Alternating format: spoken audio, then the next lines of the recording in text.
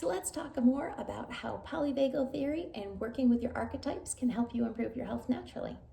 So in our last video, we talked about that first organizing principle of the polyvagal theory, which is co-regulation, and how that plays into the first of your 4 survival archetypes, which is the child archetype. Today, we're going to be talking about neuroception and how this affects those other 3 universal archetypes.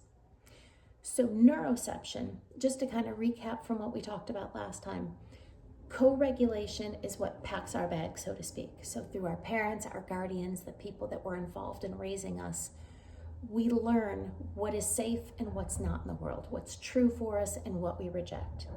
We take this whole toolbox now and this becomes our neuroception. And what neuroception means is this is our brain constantly 24/7 without our conscious awareness, scanning our environment, determining whether we're safe or in danger based off the information that we got from co-regulation. So to look at that archetypally, based on the experience that our child had in this world, whether it was abusive, abandoned, we were hurt, we were fearful of what could possibly come our way. The list goes on. So there's a whole bunch of child archetypes. Again, check out our last video.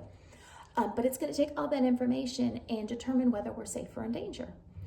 And what our brain is really looking for is what's going on predictable. So that's what safe is to our brain, is predictable. We know what the next step is going to be. We know that there's no true danger coming our way. When our brain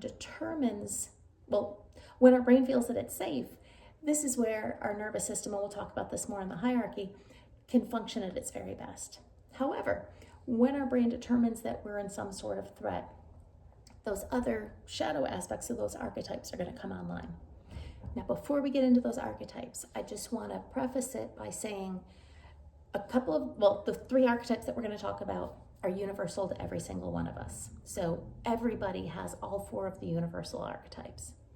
The second more important thing I want to say is don't judge a book by its cover. So some of these names are off-putting. However, there are no bad nor any good archetypes. Every single archetype comes with its benefits or the good aspects of it, and every archetype also comes with the lessons that you need to learn, the things that you need to confront in order to live in the light of that archetype. Okay, so like I said, there's 3 other universal archetypes that come online when our neuroception tells us that we're not safe. The first and the most pervasive of them all is the saboteur. Now I say this is the most pervasive because this is the voice inside of your head. This is that questioning, like that little angel on your shoulder saying, do you really want to do that? And so we've been accustomed to listening to it for so long, it's really hard to tease out and recognize when it's speaking to us. But the job of the saboteur is to keep us predictable. So it is our guardian of choice. And so anytime that we make a decision to change our situation, to grow, to expand, to just change our scenery, it triggers our brain into questioning, is this good for us? And so I can't remember where it was, but somewhere there's a list of major stresses in life. And you see there's divorce and marriage are ranked equally because, again, any sort of change in the environment, in your habits, in the world that you live in is stressful. And so that's what the saboteur does, is the saboteur comes in and tries to stop that forward progress from happening. So it could do it by kind of putting you in your place, so things like procrastination, but also it can keep you just hyper focused, so things like overthinking, over rationalizing things, perfectionism, all of that keeps you busy doing everything else but the moving forward. Now the lesson with the saboteur is to look at that fear and do it anyway. And there's a great podcast with Dr. Tara Swart where she talks about why exactly mental rehearsal is crucial. And it really speaks to this too, because it gives your brain that first instinct or first experience of it happening, but another time for another day. The second archetype that we're talking about that comes in with neuroception is the prostitute archetype. Now this one sounds a little bit off-putting. This is one of those that nobody wants to say they have a prostitute archetype. But The truth of this one is what the prostitute archetype does is it trades in power for security. And so with the prostitute, you have to ask yourself, what are you willing to give up for safety and security in this world? This could be something like staying in a job that just drains you of your life force, your being, staying in a relationship, keeping silent for the sake of peace and keeping everything afloat. There's a number of other ways that just aren't coming to my head right now, but what are you willing to give up in order to feel secure? The lesson with the prostitute is, because this is our guardian of faith, is to follow what you feel is the best for you. Listen to that intuition, which intuition is part of your saboteur. But to listen to that intuition and know that no matter what happens, it's the path that you're supposed to be on. And so to, again, address that fear and go forth anyways. The last of our survival archetypes is our victim. And so the victim sounds exactly like what it sounds like. So we could be victimized in a number of ways. It could be an outside influence, again, an illness, a job, a person, a situation. However, the biggest villain actually comes from within. So we are our worst enemies all the time. So the villain is that inner voice of, you're not good enough, you can't do this, who do you think you are, so on and so forth.